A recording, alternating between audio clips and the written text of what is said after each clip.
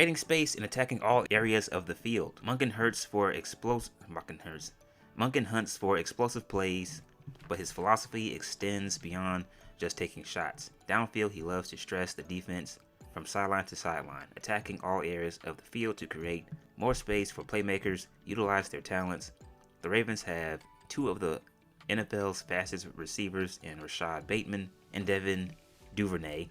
They have a versatile Pro Bowl tight end in Mark Andrews who consistently defeats one-on-one coverage.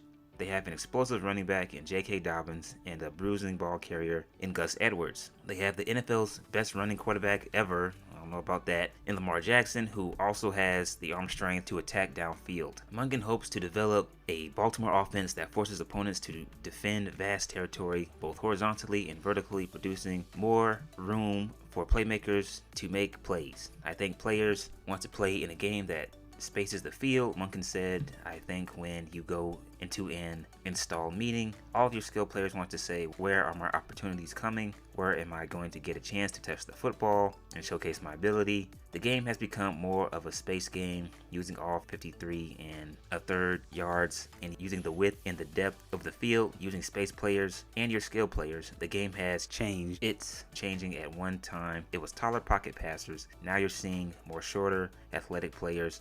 The game has changed in terms of using their athleticism, using players' athleticism, what they bring to the table, because the game is about space. It's about being explosive. Well, how do you create explosives? Well, part of it is creating space. And I'm not going to read the rest of this article. So, creating space and attacking all areas of the field. Going into this season, Lamar Jackson and the Baltimore Ravens offense was going to be put in this spread offense under Todd Monken that they hired. And I saw on the four-letter network, ESPN, they talked about it a little bit, talking about how this offense is going to look. So let's just talk about Lamar Jackson. How has he looked in this offense? He's been Lamar, and that's not really saying a whole lot. Week 1 against Houston, he had 17 completions, 22 attempts, 169 yards passing total. He had 1 interception. He fumbled the ball twice and lost it once. He didn't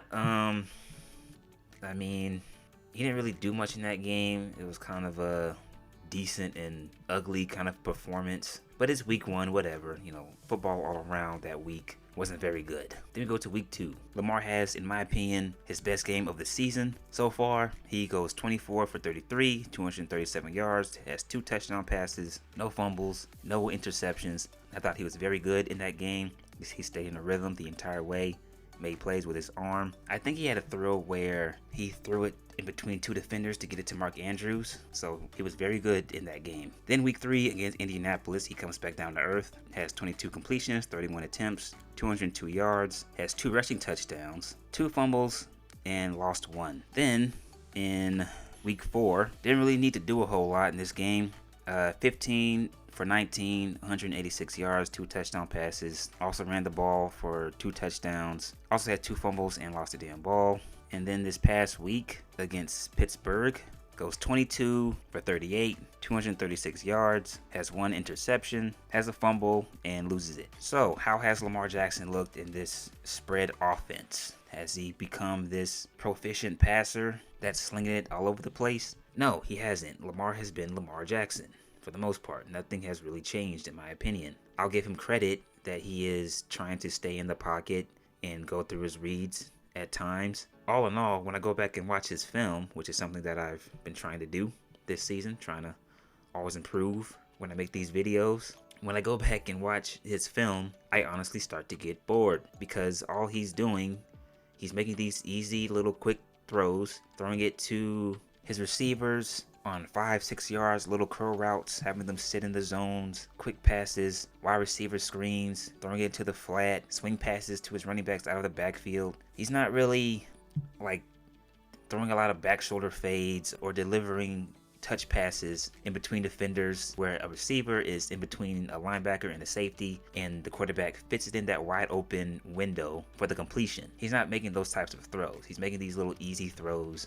And if he does push the ball down the field, his targets are usually wide open. And I've always said that about Lamar. He'll get it to guys who are wide open. But the problems that have plagued Lamar and the reasons as to why I've never been so high on this dude continues to happen. Week 1, the Houston Texans blitz him on like a 3rd and 7, and he throws a pick. Then against the Colts, he comes out in the first drive, looks sharp, real sharper. Then as the game goes on, the Colts start to tighten up their defense and they start to bring pressure, and he can't handle it. He's never really been good at getting the ball out of his hands quickly when he has guys in his face. Is he supposed to find a target or get rid of the ball when he's being pressured every single time? No, it's not going to happen all the time. The defense is going to get you eventually. The great quarterbacks, they find a way to get the ball out of their hands and be able to make plays, especially when it matters most. And Lamar Jackson continues to be a guy that you really can't trust to make plays when it matters most. Look at this past weekend. The score is 10-8 Baltimore. 4 minutes and 10 seconds left in the fourth quarter. The Ravens are at the Pittsburgh 5. Lamar tries to throw, a back shoulder to Odell Beckham, or tries to throw it high to where Odell Beckham can only get it. But either way, it was a bad throw, and Joey Porter ends up picking it off. It goes right to Joey Porter. He struggles when you want him to make a play with his arm, especially in the red zone. His last playoff memory is him getting picked 6 by Buffalo. Another play where he messed up on was against Indianapolis when that game went into overtime. Baltimore is driving down the field. He ends up taking the sack for a loss, and on the next play, he tries to get it all back, or most of it back, but he ends up throwing it into heavy coverage, which almost gets picked. And in the end, Justin Tucker has to make a 61-yard field goal, making it tougher on the kicker. He misses, and so if he had just thrown the ball away and lived to fight another down, Baltimore probably wins that game. And going back to Pittsburgh, Baltimore is in the red zone again. He throws it to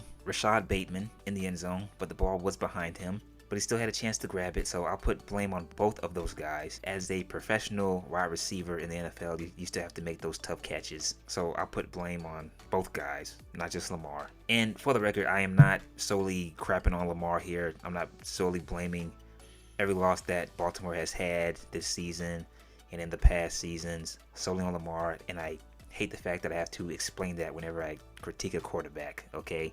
I don't fall into that narrative of if a team wins, it's because of the quarterback. If a team loses, it's because of the quarterback. Okay, I'm just talking about Lamar here and the things that he struggles at. But yeah, Lamar is still Lamar. He's still going to make plays with his legs. And I don't mind that. It's entertaining to watch him run and make plays with his feet. But at the end of the day, you can't rely on that for you to have success. You have to be able to throw the ball. Can you imagine if Lamar Jackson or a lot of these other athletic freaks of nature at quarterback like Justin Fields were able to throw from the pocket? Can you imagine how unstoppable they would be and they could read coverage? Lamar still struggles to throw the ball. He'll get it to guys who are wide open, and every now and then he'll make a tough pass. I don't think teams respect him. They still blitz him. Indianapolis is not really that much of a blitzing team, and they brought pressure. He still crumbles under pressure. The offense is made simple and easy for him. Quick little throws to get the ball out of his hands quickly. He's been sloppy with the football in terms of fumbling it.